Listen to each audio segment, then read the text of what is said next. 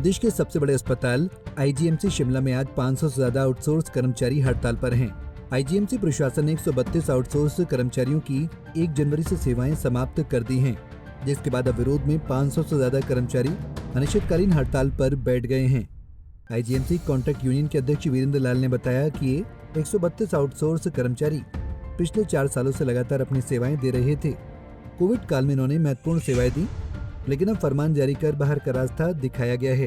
उन्होंने बताया कि सफाई कर्मचारी, वार्ड अटेंडेंट्स और डेटा एंट्री ऑपरेटर हड़ताल पर हैं, लेकिन इमरजेंसी में सेवाएं जारी हैं।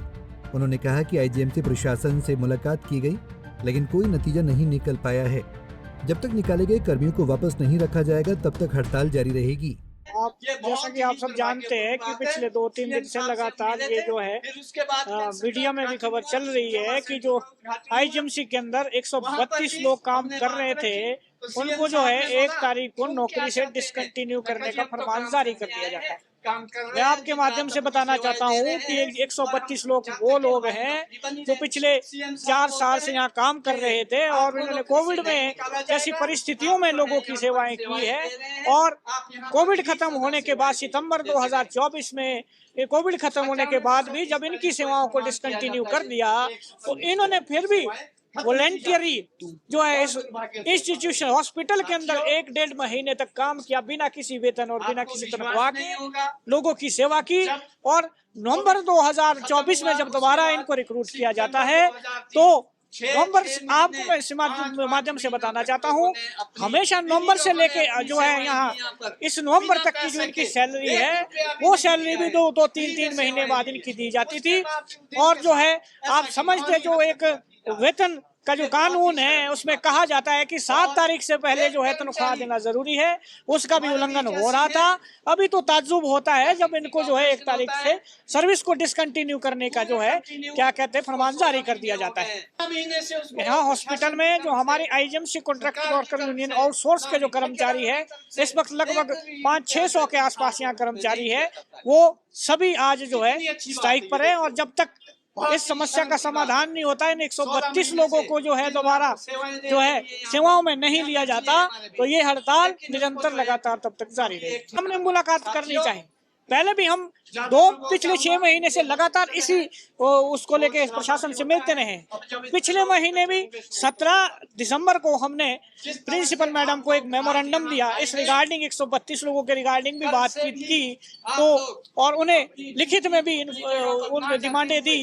परंतु आज जो 1 तारीख को इनकी फिर भी इनकी जो सेवाएं डिस्कनेक्ट की जाती है, 1 तारीख को डिस्कनेक्शन के बाद भी हमने निर्णय लिया कि हम फिर भी बातचीत का रास्ता ही अपनाना चाहते हैं, क्योंकि हॉस्पिटल है, यहाँ जो है पेशेंट लोग आते हैं, मजबूरी से लोग आते हैं, किसी उनको परेशानी ना हो इसके लिए हम नहीं चाहते हैं।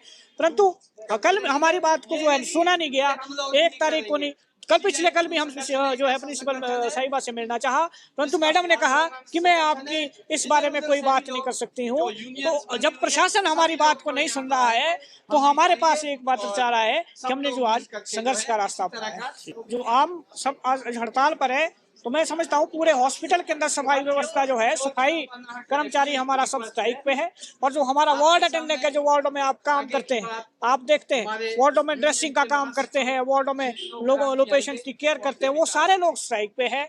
और जो है हमारे डाटा एंट्री ऑपरेटर जो निकाले गए हैं वो स्ट्राइक पे है। और उसके साथ साथ ईसीजी का जो कर्मचारी है वो स्ट्राइक पे है। हमने इमरजेंसी चलाई है, ऐसा नहीं है, एसेंशियल सर्विसेज हम नहीं चाहते हैं कि ऐसा हो। इमरजेंसी में हमने अपने लोग रखे हैं और इमरजेंसी सेवाएं अभी चलाई हुई है। और आगे आने वाले समय में भी अगर हमारी इस तरह की हमारी बातों का समाधान नहीं होता है, तो मजबूरन हमें वो सेवाएं भी जो है बंद करनी पड़ेगी। हड़ताल जो है आपकी बिल्कुल, जब तक हमारी इस समस्या का निर्णय नहीं निकलता, तब तक ये हड़ताल निरंतर जारी है। वहीं आईएमजी से निकाली गई महिला आउटसोर्स कर्मचारी बताते हैं कि यहाँ पर 70% से ज्यादा महिला कर्मचारी हैं, जिनकी रोजी रोटी इसी नौकरी पर निर्भर है।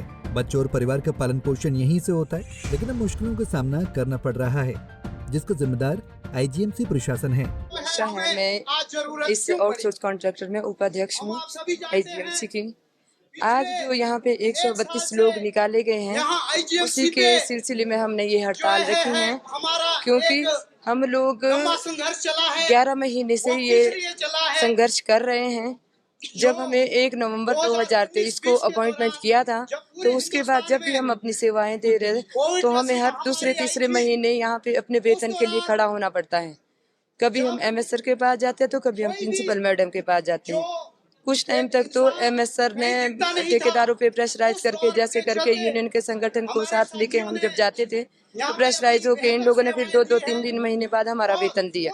ऐसा ही 11 महीने तक ये सिलसिला चलता रहा और 11 महीने बाद सर अभी 31 दिसंबर को हमें एकदम से अपने सुपरवाइजर के माध्यम से मैसेज मिलता है कि आपकी सेवाएं आज खत्म हो चुकी हैं, कल से आप यहाँ सुचारू रूप से अपनी सेवाएं नहीं दे सकते हैं, कल से आप लोग घर में बैठे।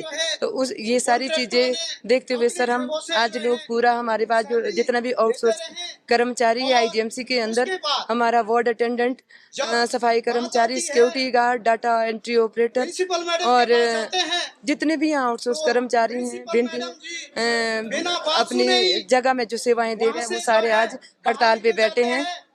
तो 132 लोगों की हड़ताल की वजह से ही हम लोग आज यहाँ हड़ताल कर रहे हैं। मुझे सब कुछ पता है। क्या आप मांग करते हैं और कितना मुश्किल जो है आप लोगों को होने वाला है कि आपकी रोजी रोटी का जो साधन था वो 13-14 मंजिली बिल्डिंग बनी है। सर आगे के लिए जब तक हमारे 132 लोगों को हमें वापस नहीं लिया जाता तब तक ये हड़ताल हमारी कंटिन्यू चलती रहेंगी।